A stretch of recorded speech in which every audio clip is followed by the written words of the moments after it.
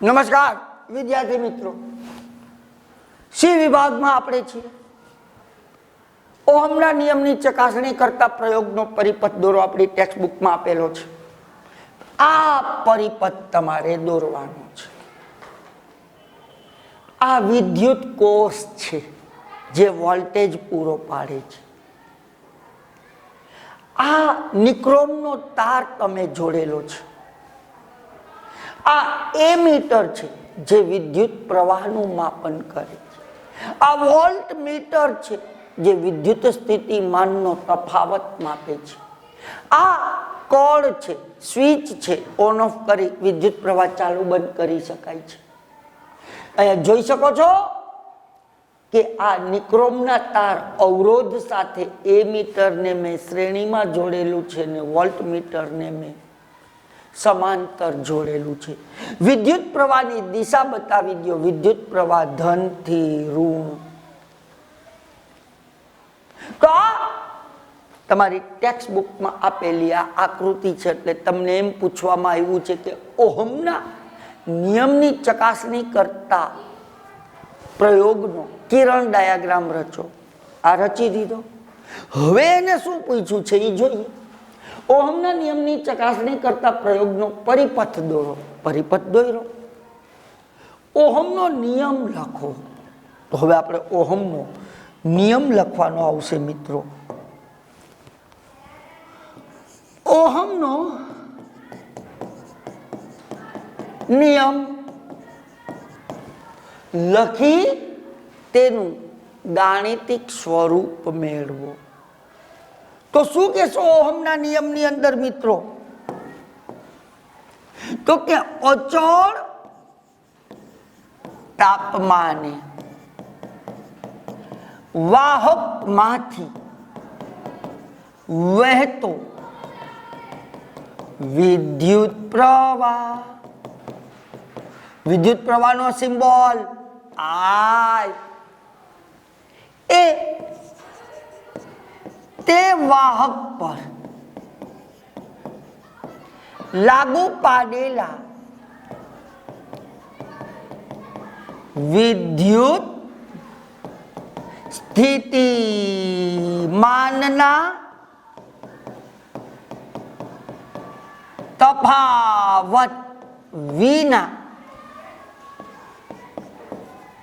સમપ્રમાણમાં હોય છે. આ ઓહમનો નિયમ લખ્યો કે અચળ તાપમાને વાહકમાંથી વહેતો વિદ્યુત પ્રવાહ તે વાહક પર લાગુ પાડેલા વિદ્યુત સ્થિતિમાનના તફાવતના સમપ્રમાણમાં હોય છે. હવે એનું ગાણિતિક સ્વરૂપ આપણે મેળવશું. ઓહમના નિયમ મુજબ વાહકમાંથી વહેતો વિદ્યુત પ્રવાહ I ચલે છે V. વિદ્યુત પ્રવાહ I તે વાહક પર લાગુ પાડેલા વિદ્યુત સ્થિતિમાનના તફાવતના સમપ્રમાણમાં હોય છે.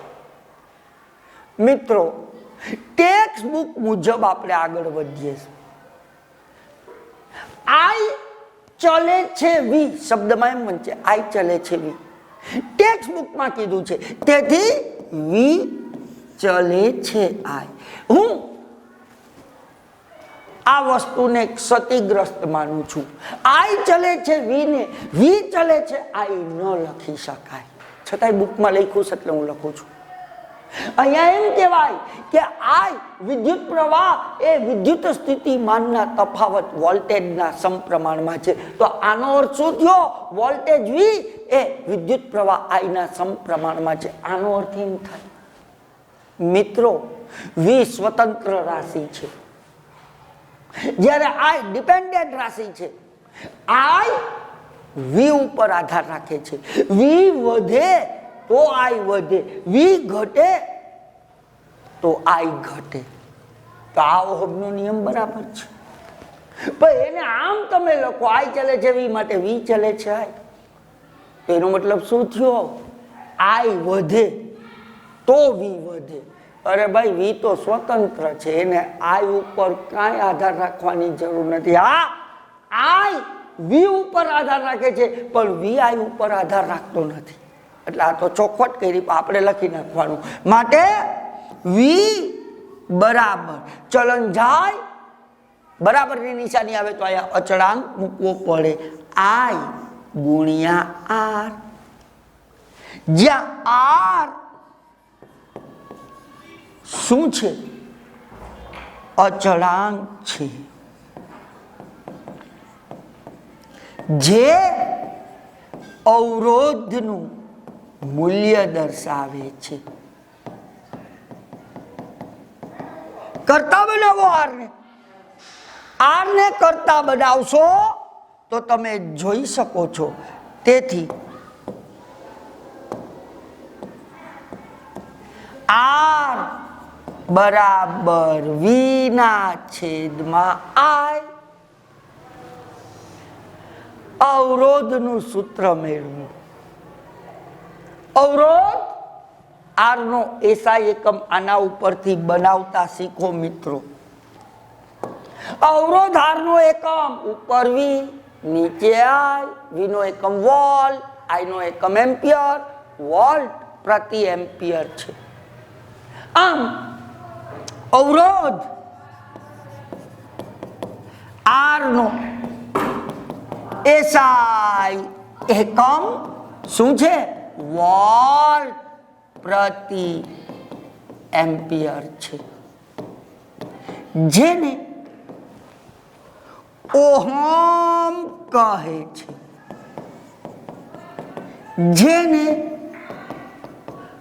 ઓમેગા વડે દર્શાવાય છે.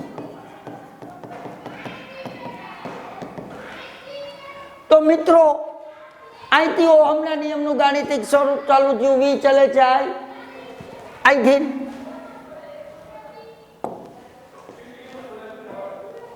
જોઈ શકો છો. અહીંથી આ આપણો ઓહમનો નિયમ શબ્દમાં આપ્યો. આપણે શબ્દમાં શું? તો કે અચળ તાપમાને વાહકમાંથી વહેતો વિદ્યુત પ્રવાહ આ તે વાહક પર લાગુ પાડેલા વિદ્યુત સ્થિતિમાનના તફાવત વીના સમપ્રમાણમાં હોય. આઈ ચલે છે વી, એટલે મેં લખી નાખ્યું વી ચલે છે, પણ મેં ચોખવટ કરી કે હું આઈ ચલે છે વી હોય તો વી ચલે છે આઈ લખી શકતો નથી, છતાંય ટેક્સ્ટ બુકને ફોલો કરીએ છીએ. વી ચલે છે આઈ, માટે વી બરાબર આઈ આર.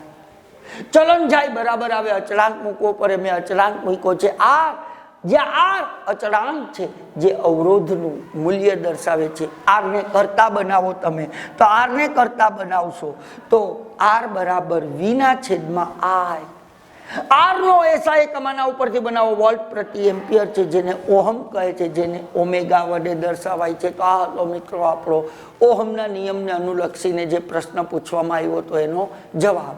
આભાર.